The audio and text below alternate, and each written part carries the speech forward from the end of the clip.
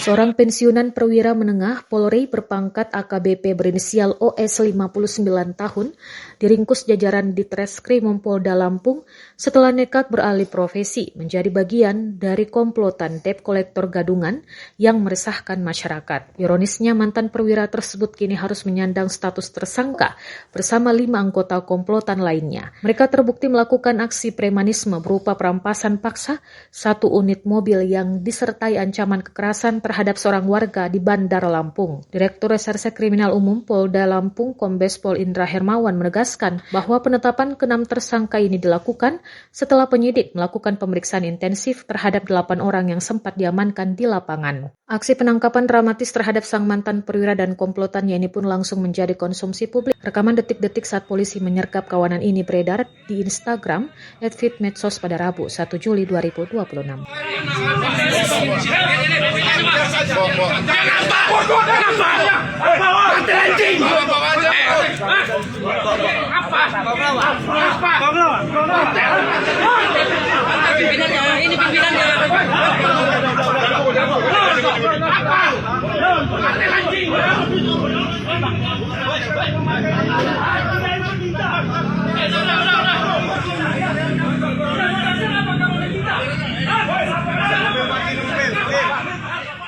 Download Tribun X sekarang, menghadirkan lokal menjadi Indonesia.